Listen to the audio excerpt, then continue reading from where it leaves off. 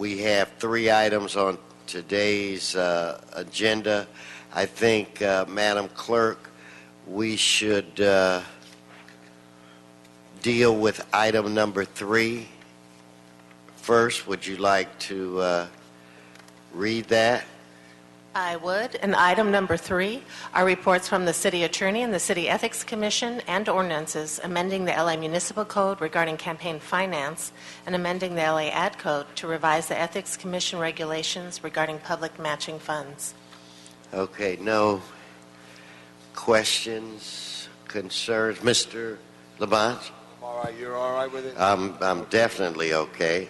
So I was... Something I did say, and I see the Ethics Commission is here, I think when people matching funds, they sign up, Mr. City Attorney, please listen to this, and you say, okay, you qualify, you 10 candidates working with the neighbor councils, these are the 15 hot issues of the district. The first piece of mail they send out equally, the Ethics Commission, matching fund candidates. If you're not a matching fund candidate, you're not on there. And then you say, this is, I support the ball fields in Griffith Park, or I don't support the ball fields. I support making Oxford one-way street, or whatever it is. And that may take time, but I hope, because my time's coming, okay, I hope you take that seriously and try to do that, because I do not like to see public dollars used to smear other people, which happens when this happens. Thank you so much. That's a good point. Okay, so on item 3, we will adopt the City Attorney's report and the draft ordinances without objection. That'll be the order. Where are we now, Madam Clerk? Yeah, I can hear you, but I can't see you. I have a computer screen. Sorry, sir. I think some members and the City Attorney wanted to address you on the last matter. Oh, really? Good morning. Good morning. I'm Heather Holt for the Ethics Commission. There are a number of just technical changes in the ordinance that we did want to mention. Go right ahead. That need to be made in the draft ordinances that are before you. Okay. On page 4 of the draft ordinance, in section 23, the word along should be alone.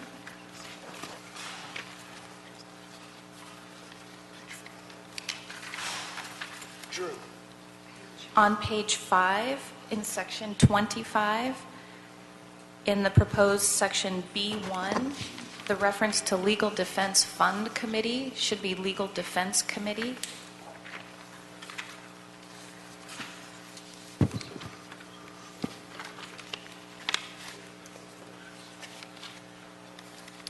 On page 16, and I'm sorry, this is all Ordinance A. I should have said that at the beginning. On page 16 in section 58, under proposed E2, the reference to a pop-up on the landing page should be pop-up or the landing page of a linked website.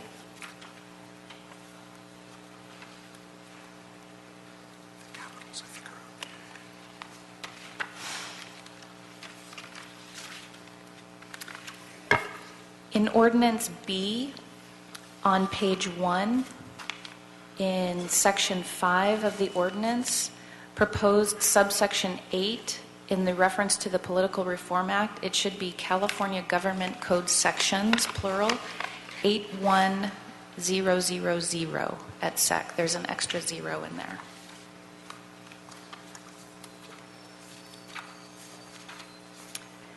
And finally, on page 8 of Ordinance B in section 26, the proposed subsection A should eliminate reference to participating candidates. It should be reference to all candidates. And I'm sorry, that repeats in A2. There's another reference there to participating candidate, which should just be a reference to candidate. I just felt Palomino.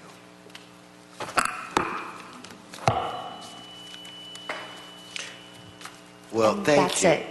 So, We can City Attorney.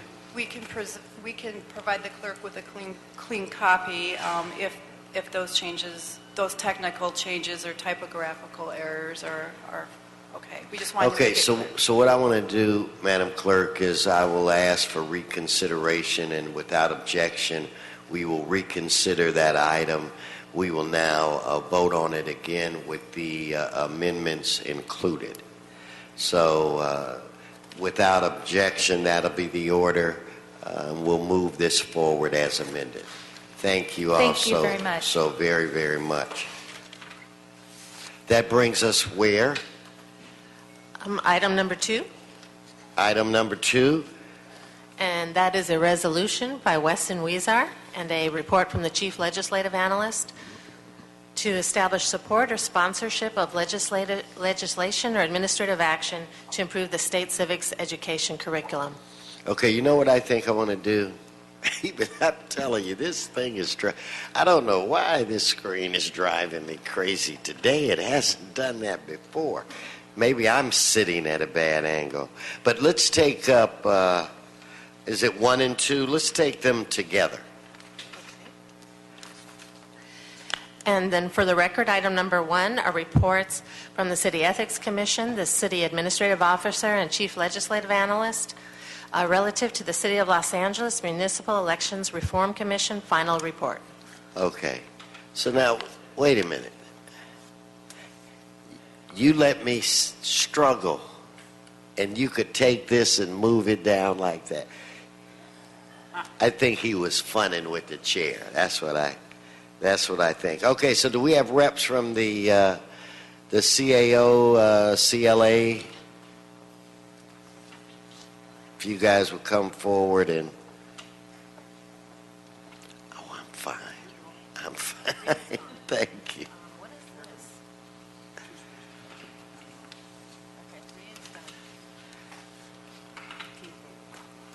Good morning.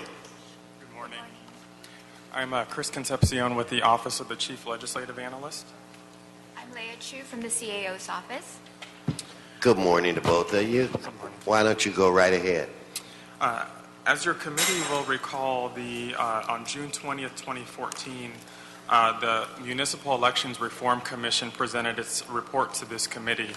And in that report, there were contained 33 recommendations on methods to improve voter turnout. Among those categories were election dates, issues related to voter registration and voter files, early voting and polling places, voter outreach and civic engagement, and absentee voting, vote by mail. And at that meeting, your committee asked our offices to report on the recommendations of the commission. Before you now is the CAO-CLA report, which examines those recommendations. And in this report, it's important to note that we've presented a form of the recommendations which continues to maintain the integrity of each recommendation, but now they can be readily adoptable by the council.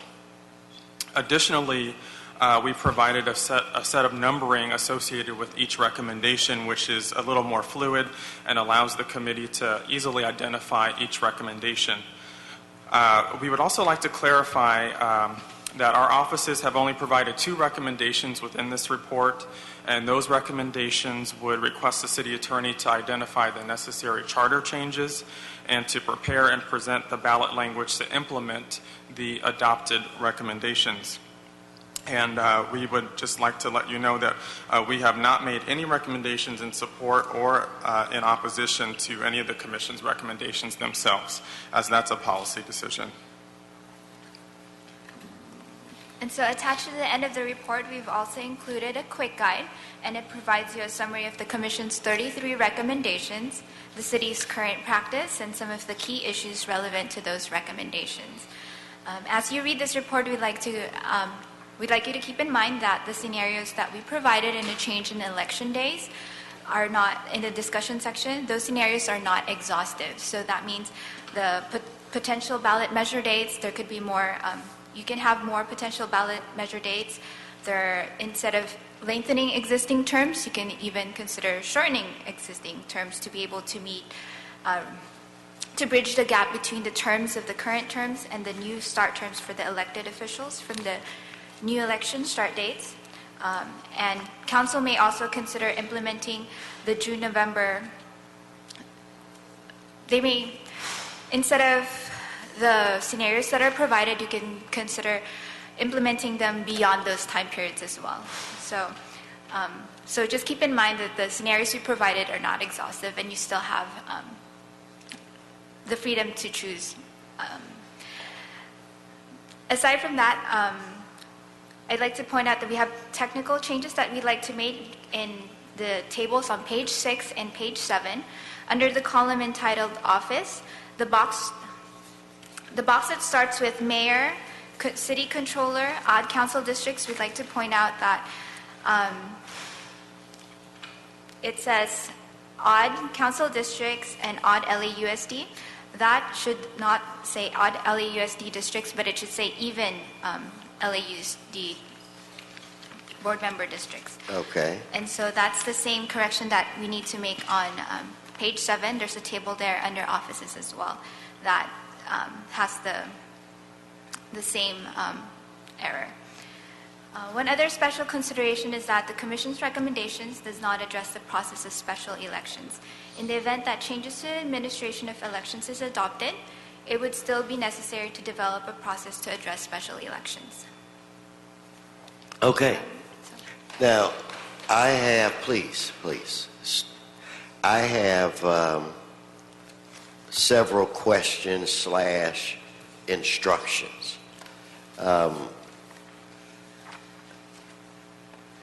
I'd like to get a cost analysis if we were to recommend 2 18-month election terms in 2019 and 2021. I think in order for us at the appropriate time to move forward in one way or the other, that the cost will factor in, and I anticipate it'll be a key factor. And starting with the 2000 election cycle, how many measures has the city put on the county/state election ballot, and at what cost? Starting with the 2000 election cycle, how many special elections has the city run for council or citywide offices, and what's the cost of that? And I'll provide you with a list, but I also want a cost analysis, and let's see, where are my notes on recommendation 5, if the city were to implement the targeted voter registration efforts. We'll now move on to another request for cost analysis on item 19 to fund that enhances voter awareness in elections and promotes culture voting. Also provide a cost analysis on recommendation 21 to implement the 10 recommendations included in the city clerk's alternative voting methods report. Moving on again, provide a cost analysis on item 23, the expansion of the use of video communication. And where it relates to item 32, we also want to look at a cost analysis where it relates to providing prepaid postage on the vote by mail, ballot envelopes. And I also want to get a cost analysis and other options where it relates to the potential of some form of a voter lottery for the 2015 election cycle, or as Professor Guerra calls it, voteria.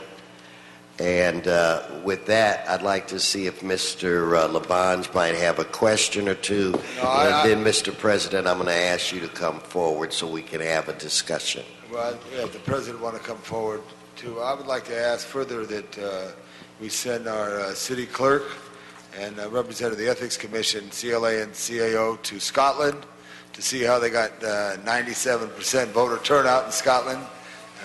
Okay, our city clerk is ready to go. No, but I think we should look at that issue. My big thing, Mr. President, is almost every election you have a different polling place. And I would like to say that we should use every public building. There's 107 fire stations. There's 77 libraries. There's a variety of other facilities. All the time. And tell the county that's where we want it. And the other thing, too, which is difficult, the Silver Lake Rec Center had about 5 precincts. But the law states if the Silver Lake Rec Center, because boundaries move, is not in the district of the official, you can't have the vote there. The question would be if it's in proximity to that. If the people in the neighborhood, the boundary may be on the west side of Silver Lake Boulevard, but the park building is there. Some of those things, and I think the city attorney's office and the legislative analysts could look at that from a situation there. But I think having, and then the other thing too, is making sure we ease parking restrictions. Nothing worse than going to vote and getting a ticket.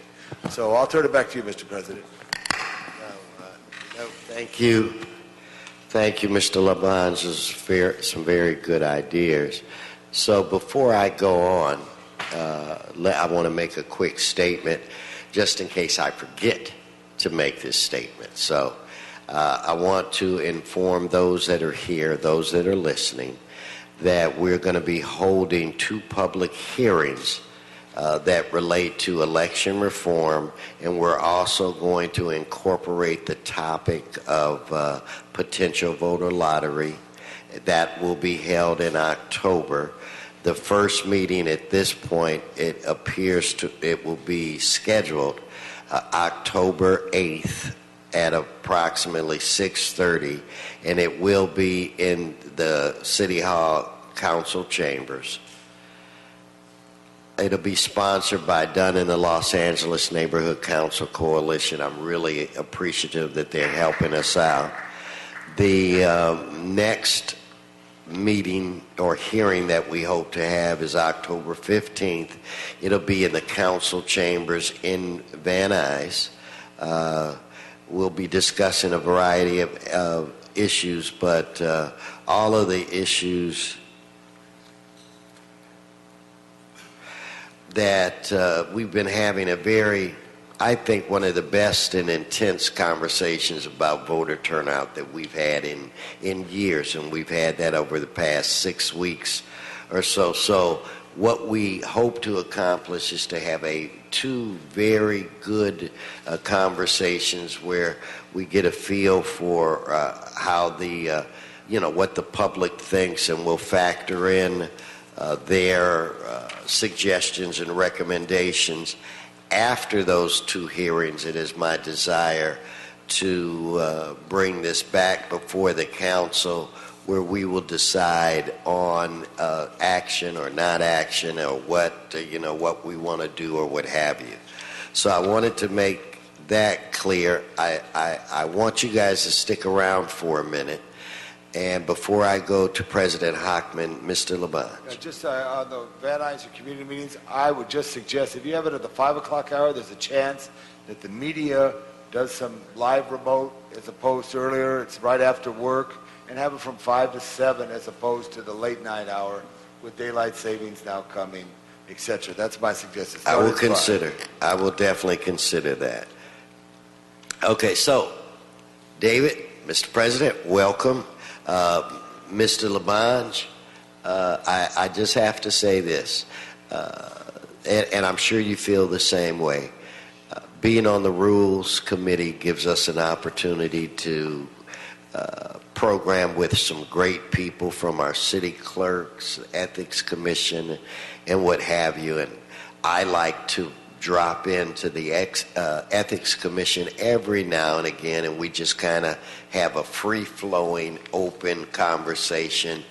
And I was there not too long ago, and the three members, I think we have an additional one, or we're going to have an additional one, but the three members that were present, we were engaged in conversations about increasing voter turnout. And we did have a talk about the voter lottery, a very emotional and kind of controversial issue. I was very proud that our commissioners are thinking outside of the box. They recommended that we as a council look into this. They know they were going to get, they don't get dinged up like we get dinged up, but they knew they were going to get beat up a little bit on this, but they realized that nothing at all is wrong with a conversation, especially when we are in crisis where it relates to the amount of people who come to the polls and vote. So anyway, we're having this great discussion, and the president lays this on me, and I had a good time, but we asked the president to come and just kind of share some thoughts. So with that, Mr. Hockman, welcome, and I'm going to turn it over to you. Oh, and when we have these two meetings, City Hall and the Valley, I'm very hopeful that you and maybe if some of the other commissioners are available, that they would attend and be part of the committee. So I'm not asking you to come and be in the audience to just make a statement. I'd like for you to be, on the dais or whatever with us, asking the questions and assisting me in running the meeting. Very good. Thank you very much. And President Weston, thank you for your leadership in having this discussion, because you have been instrumental in bringing people together to have this discussion from all different walks of life, from the publics to the neighborhood councils to the academics to the members of the Ethics Commission. And I applaud your fire in the belly to have a discussion that will deal with the crisis. And I think anyone who's looked at this issue comes away with it with the idea that we are in an absolute crisis. I asked Ms. Holt if she could pull since we're coming up to the election in 2015 of the even-numbered council districts, 2, 4, 7, or 2, 4, 6, 8, 10, and 12, and 14, I asked Ms. Holt if she could pull the voter turnouts between the 1999, 2003, and 2011 elections. And I must tell you, the results are just scary. And the reason they're scary is that the trends are clearly downward. Not that they were that high, quite honestly, to begin with. I mean, the highest district ever was a council in Huizar's district in 2003 at 32%. The lowest district was in 2011, and that was Councilperson Martinez. So Councilperson Martinez, just to give you an idea of the crisis level we're in, she had 12% voter turnout in the primary election, which she won by more than 50%. So there wasn't a general election. Let me turn that into absolute numbers. There's probably in her district about 90,000 registered voters. And remember, that's registered voters. That's not even all the people who actually could vote. There were only 8,994 votes cast in that district. Assuming she got more than 50%, 4,500 voters in her district decided that she was going to win, and she won. I think it was actually a little higher than 4,500, but she only needed 4,500 out of the approximately 9,000 people who actually cast a vote in her election. That's a crisis level.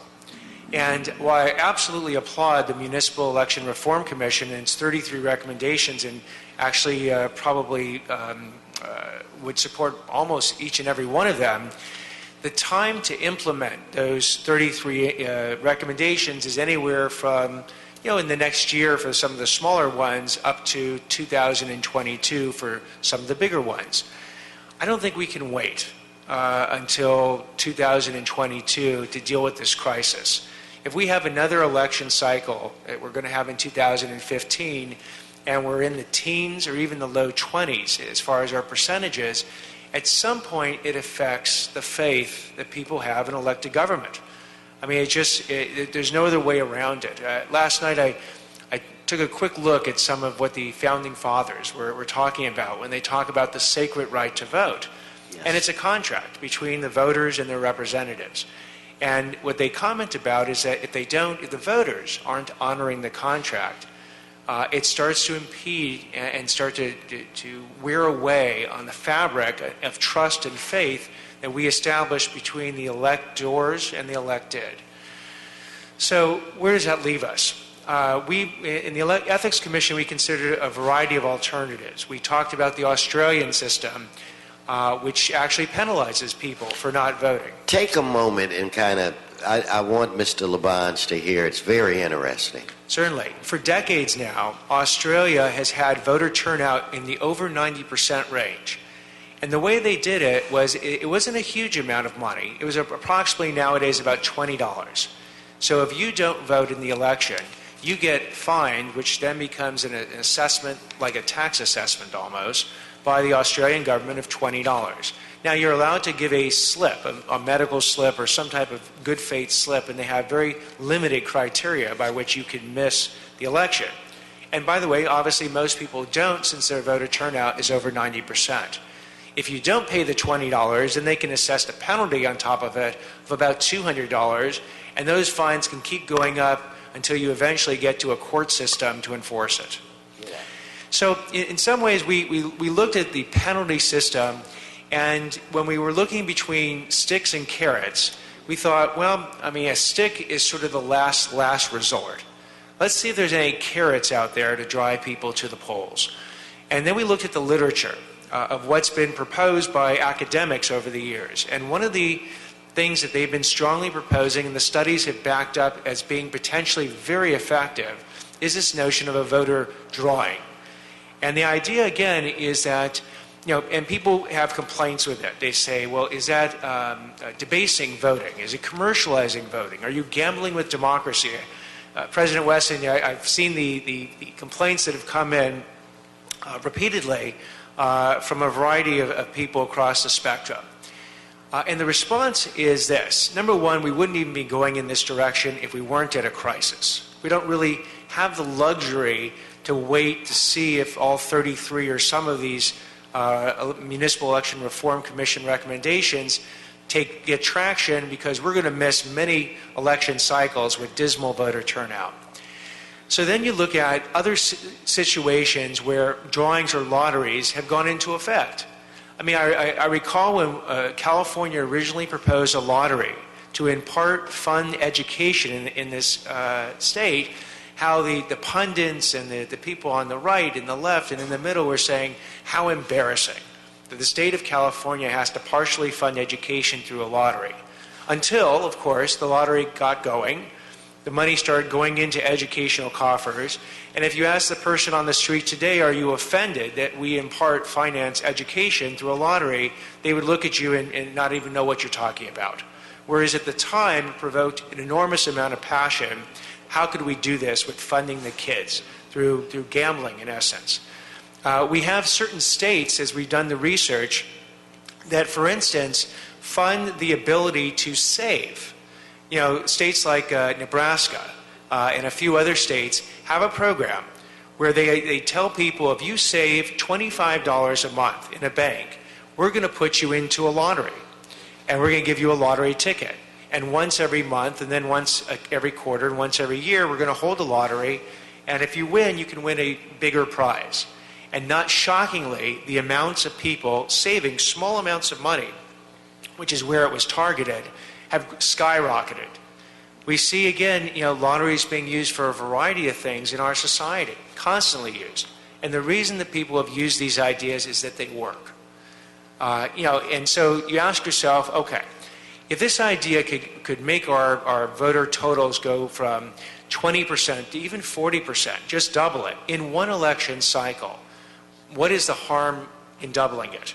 Because again, we're not telling people how to vote, who to vote for. We're just encouraging them to get to the voting place. And if they want to literally take the effort to submit a ballot and put nobody on it, that's their choice. But I think, President Wesson, you actually really triggered a powerful thought when you talked about your own personal experience of voting and the notion of getting into the pattern or habit of voting. And I think that's what can happen. That right now, one of the other complaints here is that you're going to bring a huge amount of uninformed voters into the voting booths who are just there to get their voter drawing stub ticket, and they don't otherwise have a clue what's going on. I think that relies on a wrong assumption. And that assumption is that, that people will vote and have no access to information and won't even care. I think what's happened actually is that people have gotten huge amounts of information on a particular election. They get it in the mail, they get it on TV, they get it on the radio. Nowadays with emails and social media, they're being flooded with information, particularly as we get close to an election. But what happens? If you're one of these 8 out of 10 voters who pretty much know you're not going to vote, then this is just white noise in the background. You have no reason to be paying attention to it because it's not going to affect anything in your life. But if all of a sudden, instead of 8 out of 10 people not voting, maybe it's 6 out of 10, and we've increased it by 100%, the voter turnout. Now these people have the information, and maybe they're not going to pay attention to all of it for all different races on the ballot, but they may pay attention to it for some. And then they go and they place a vote, and they see it wasn't that much of a hassle to vote. They can do it in the mail, absentee. They can go to one of the voting booths. Hopefully some of these Election Reform Commission ideas will be adopted to even make it easier to vote. But they get it, they go ahead and they break their own personal cycle of not voting. And they do it once. And maybe they did it just to get in that lottery or that drawing. And so be it. But they showed up and they voted. And then the next vote comes up and they vote again. And then they vote again. And it becomes like in Australia, like in societies where they have huge amounts of voter turnout, part of just what they do to fulfill their citizen duties and their obligations and responsibility to elect a government. And they realize it's not that painful. It doesn't really take that much time. They're already getting the information, and perhaps they actually start paying attention to it. So again, we welcome all ideas. Voter drawing idea is just one of them. But when you look at the studies for it, I think some of the opponents of voter drawings are actually afraid it's going to work. And for people's individual reasons, maybe they don't want to see, for instance, in the last mayoral election, we had about 400,000 people cast a vote for what eventually was Mayor Garcetti's winning election. It's a little over 400,000. He got 222,000 votes in order to win the general election. But when you actually analyze that number is scary. Because we have 1.8 million voters, registered voters in Los Angeles. Remember, he got 222,000 votes to win. If you add in probably the fact that we're missing somewhere between 500,000 and 1 million people who could vote and have never registered, the number is closer to probably 2.5 to 2.8 million possible voters. Now you look at the 222,000 votes that he received, it's less than 10%. We have a mayor in charge of a multi-billion-dollar budget, in charge of one of the greatest cities in the world, who received less than 10% of the potential votes out there. And so, President Wesson, I strongly applaud you for having this discussion. I don't know if voter drawing is the ultimate answer. I think it could be one of many answers. And what I can say is it's potentially something that can be done soon. The funding sources obviously need to be discussed, whether or not we use public funds, or I've heard Mr. Guerra propose a nonprofit organization that could raise private funds to actually finance it. Obviously, we've talked about the matching funds program. The city council can, use part of its general funds, or general budget, if it wanted to finance this. I think we should do it on a pilot program basis. I don't think it should be, I don't think the voters should vote in it for all time, in other words, and change the charter, for instance, to make it a permanent program. I think we go ahead and we try it out potentially on the 2015 election, which is in some ways a smaller election. It only has 1, 2, 3, 4, 5, 6, 7 council districts. It doesn't have citywide elections as part of it, and then see if it works. And if it works, and all of a sudden we go from the last election, which was 12%, to a grand total of 20%, depending on the council district, and now we got 40 to 50%. I would think that bringing that many more people into the system is only a positive thing. So I look forward again to participating in your hearings and advancing this discussion. Well, first of all, I want to thank you for adjusting your calendar to be here with us today. I believe that we have a responsibility to really explore this issue, this crisis, because it is important that we have a turnout of some significance when it comes to something as important as electing the individuals that are going to be voting on laws and things that you're going to have to live by. I know, like I had mentioned to you before, I started going to the polls when I was 4 and 5 years old, where my grandmother would literally take me. For her, it was a special moment where she would dress me up in my little Lord Fauntleroy type of thing with the little cap but it was important to her that we go and that we be in our finest. And she gave me a laundry list of the reasons why it was important for us to vote.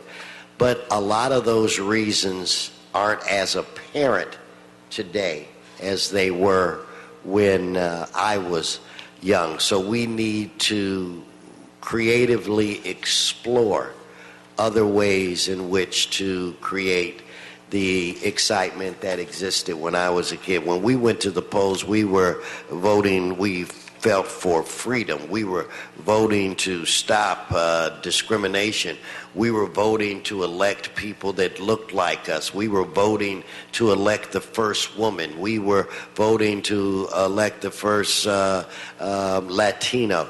We had these, we were voting because we remember the movement to give us the right to vote. The individuals that died, the people that in order to vote had to sign a signature, the people that had to pay a poll. I mean, so these were fresh, real emotions, and they don't exist anymore.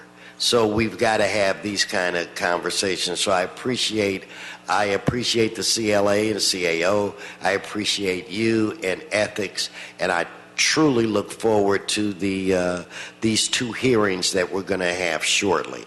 I have 2 cards from individuals that wanted to speak. Oh, yeah, Mr. Labange, I'm so sorry. It's a wonderful story about your grandmother. I vividly remember the struggle to lower the voting age from 21 to 18, and remember when I was 19 in 1972, the first chance to vote, and the whole inclusion of young people at this time.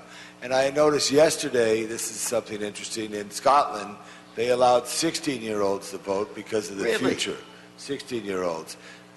So there's some concepts there that we may want to look at. And I applaud the Ethics Commission, Mr. President, and the staff. And do you walk up to their meetings? You walk right in, not on the agenda? Well, they usually know I'm coming. So they have a lot of hard questions for me. I don't announce, so thank you for taking me when I come in. Hey, I may do it the way that you do, just pop in. Okay, so I would like to call a Gregory White. If you'd please come forward, followed by Mr. Herman.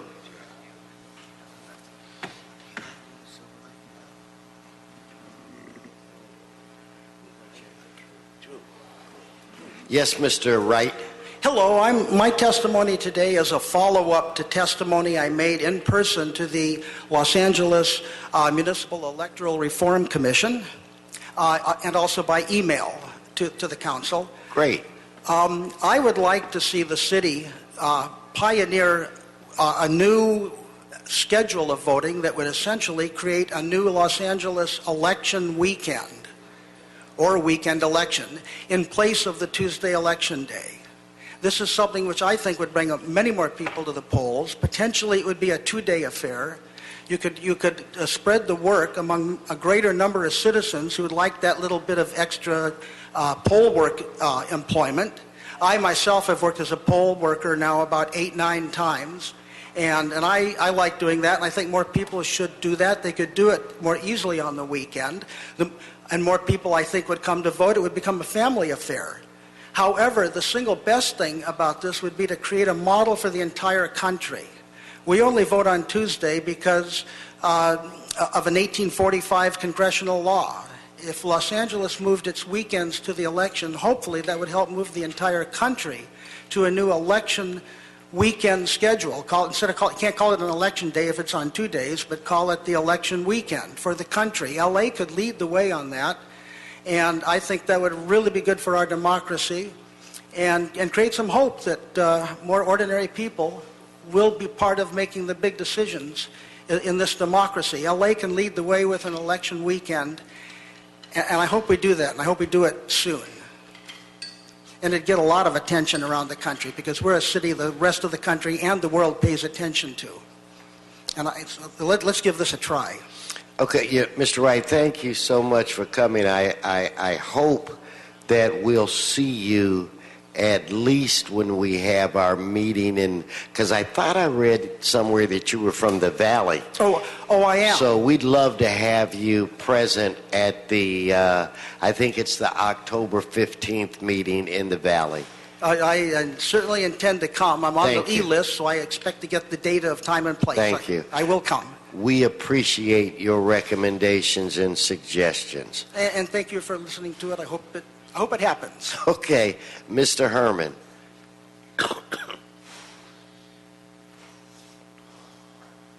Engage on a topic of the truth.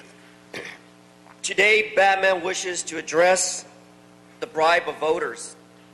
We see how low the 1,808,508 voters were in 2014. 104-page analysts, and yet in the discussion this morning, as I sat here and overheard with my big ears, was that why wasn't there any amounts addressed? I didn't hear not one amount to address the cost of the analyst's reporting or findings. The booklet, I'm sure 104 pages I can go through and not waste my time. But ethically, I don't believe any voter in Los Angeles should be bribed to vote.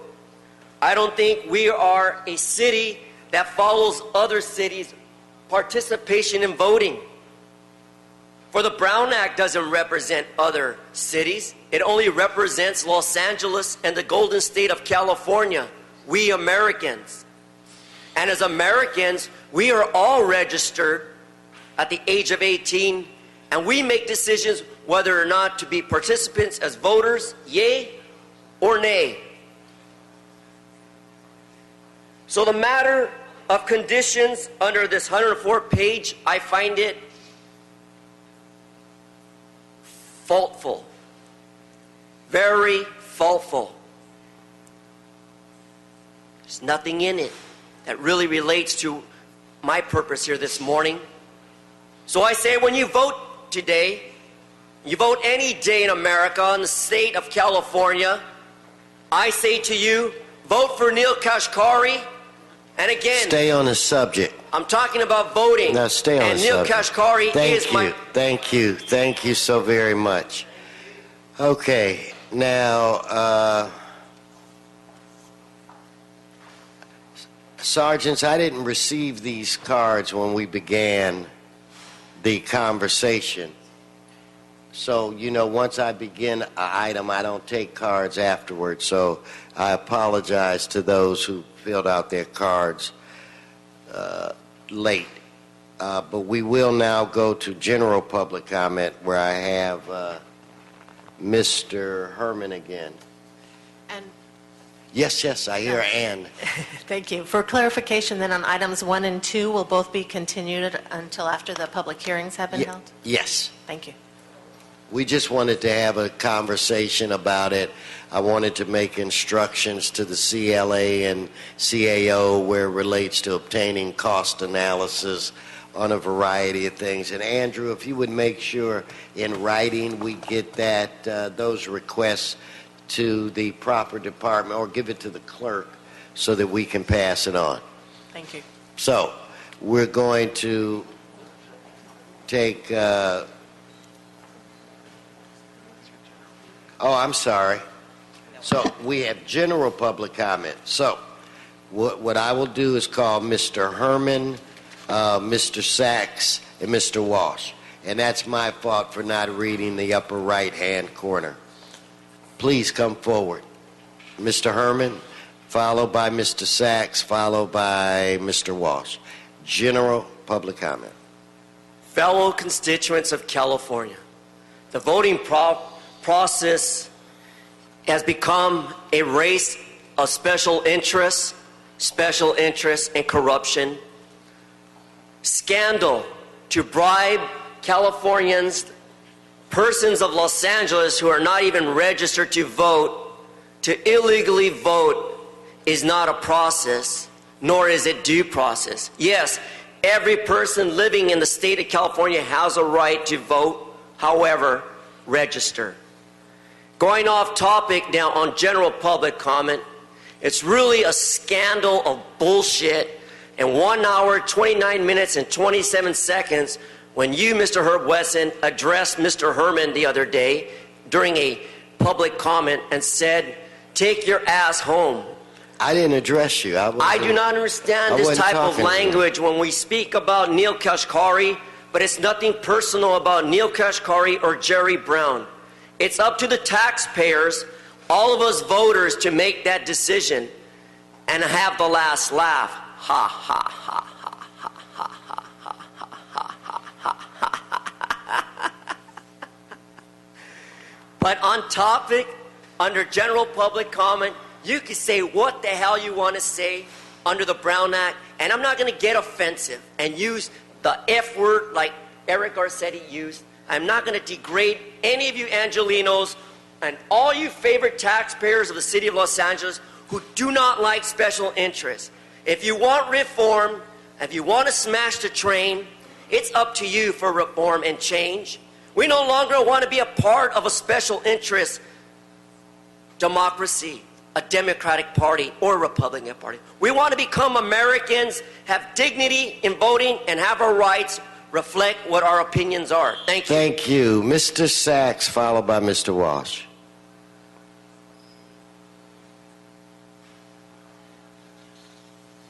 Thank you. Good morning. Arnold Sachs. And, Morning.